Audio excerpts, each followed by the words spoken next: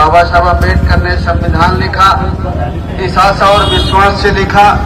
कि देश के गरीब और कमजोर लोग हैं वो एक दिन जागरूक होंगे, इकट्ठा होंगे और अपने वोट का सही इस्तेमाल करेंगे और जीत करके सरकार में जाएंगे और अपनी समस्याओं का समाधान करेंगे और अपनी तरह दूसरे जो गरीब कमजोर लोग हैं उनकी भी समस्याओं का समाधान होगा। लेकिन आजादी के 75 साल बीत जाने के बाद भी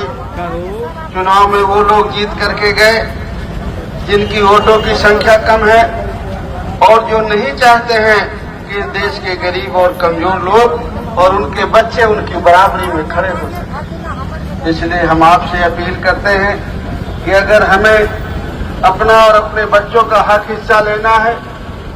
हम चाहते हैं कि हमारे बच्चों को जीवन के हर पहलू में आगे बढ़ने का मौका मिले, हमारे बेटे और बेटी को अच्छी शिक्षा मिले, पढ़ने के बाद उसे रोजगार मिले, जीवन के हर पहलू में उसे आगे बढ़ने का मौका मिले, तो जितने हम पिछड़े और दलित, आदिवासी और मुसलमान भाई हैं, हमको सबको मिलकर के आपस में भाईचारा बनाना। साथियों, जन अधिकार पार्टी शुरू से ये मांग करती रही है, समाजवादी पार्टी भी कहती है कि भाई जाति जनगणना होना चाहिए और जाति जनगणना के बाद जिस समाज की जितनी आबादी हो उस आबादी के हिसाब से उसे सभी क्षेत्रों में हिस्सेदारी मिले, चाहे वो सरकारी नौकरियां हो, प्राइवेट सेक्टर की हो, जल जंगल जमीन हो,